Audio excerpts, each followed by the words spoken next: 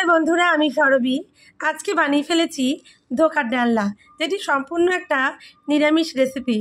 এই धोका खेले किन्तु तोमरा धोका खाबे ना এই ব্যাপারে निश्चिंत थाको बरंच এই রেসিপিটা যাদের খাবে তারা তোমাদের প্রচুর ভালোবাসা দেবে। আমি 2 প্যাকেট ধোকা নিয়েছি, হালকা উষ্ণ গরম জল আর তার সাথে 1 চামচ মতো নুন দিয়ে ভালো করে আমি ধোকাটাকে ফেটিয়ে নিচ্ছি। তোমরা এটা ছোলার ডাল দিয়েও করতে পারো।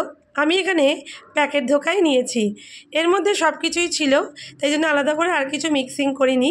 এটা আমি 30 মিনিট একদম রেখে দিয়েছিলাম ফ্রিজে। তারপরে ধোকাটা বার করে নিয়েছি।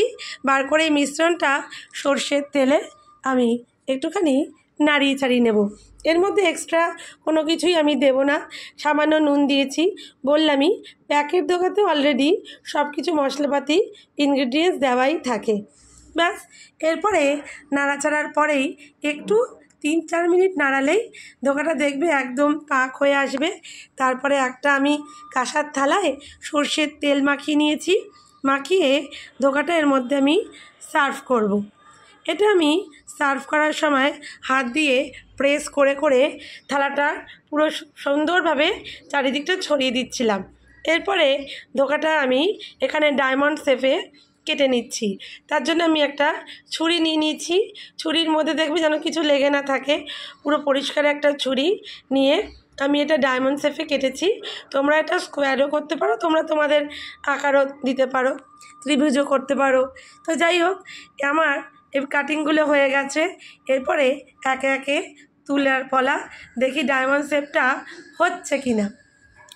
চলো দেখতে থাকো। তো এটা তোমরা ধোকাটা দেওয়ার পরে তোমরা কিছুক্ষণ এটাকে ঠান্ডা করে নেবে, গরম তো, তারপরে তোমরা তুলবে, না হলে শেপটা কিন্তু আসবে না, ভেঙে যাবে। তো আমার 10-15 মিনিট হয়ে গেছে। তারপরে আস্তে আস্তে তুলছি। দেখো কি সুন্দর একদম ডায়মন্ড শেপে হয়েছে। আর থিকনেসটাও মোটামুটি আমি মিডিয়ামই রেখেছি। দেখো যথেষ্টই মোটা রেখেছি। তো এরমভাবে ধোকার ডালনা একবার বানাও, বানিয়ে যাদের খাও তারাও বলবে যে দারুণ হয়েছে। আর তুমিও এটা খেয়ে বলবে যে না সত্যি তো এই ধোকা দেয় না। তো আমার এরমভাবে সবকটা ডায়মন্ড শেপের আকারে ধোকার ডালনার যে ওগুলো করব আমি বড়ার আকারে, সেগুলো করা হয়ে গেছে। এরপর সর্ষের তেল গরম হলে একে একে আমি ধোকার ডালনাগুলো ভেজে নেব। দেখো আমার তেল গরম হয়ে গেছে, একে একে আমি ডালনাগুলো দিয়ে দিচ্ছি, ধোকাগুলো। আর যথেষ্টই আমি থিকনেসটা ভালো রেখেছি, আর শেপগুলো সুন্দর, একটু ভেঙেও যায়নি ভাজার সময়। তো এরমভাবে একে একে আমি ধোকাগুলো ভেজে নিয়েছি। ভাজার পরে এরপরে আমি এটার আর কি ধোকার ডালনার রেসিপিটা শুরু করব। এটা রান্না করার জন্য বেশি উপকরণ লাগে না, খুব সামান্য ঘরে থাকা কটা উপকরণ দিয়েই তোমরা এই রেসিপিটা বানাতে পারো, যেটা তোমার ফ্রাইড রাইস, পোলাও, লুচি, পরোটা সব কিছুর সাথে রুটির দারুণ লাগে। দেখবে বাড়িতে ছোটোখাটো অনুষ্ঠান হলে এরকম ধোকার ডালনা করাই যায়। তেলের মধ্যে তেজপাতা আর আমি দিয়ে দিয়েছি সাদা জিরে। এবার 2টো টমেটো আমি পিউরি দিয়ে দিয়েছি, এটা মিক্সিংয়ে পেস্ট করে নিয়েছিলাম।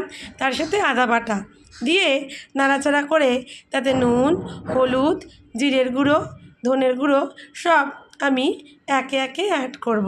প্রথমে নুন দিয়ে দিলাম, তারপর জিরের গুঁড়ো, তারপরে দিয়ে দিচ্ছি আমি হলুদের গুঁড়ো, তারপরে দিয়ে দেবো আমি লঙ্কার গুঁড়ো, আর তারপরে দেব আমি ধনের গুঁড়ো। ব্যাস, এই রান্নার মশলাগুলো তো আমাদের ঘরেই থাকে, টমেটো আদা তো প্রত্যেকের ঘরেই থাকে।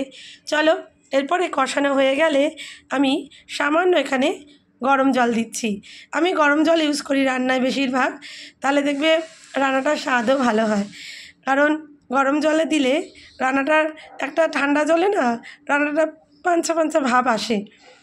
এরপরে আমি ধোকাগুলো দিয়ে দিলাম। দেওয়ার পরে আমার এটা নাড়াচাড়ার পরে আমি দিয়ে দেব সামান্য গরম মশলা। তোমরা গোটাও দিতে পারো, আমি শাহি গরম মশলা দিচ্ছি।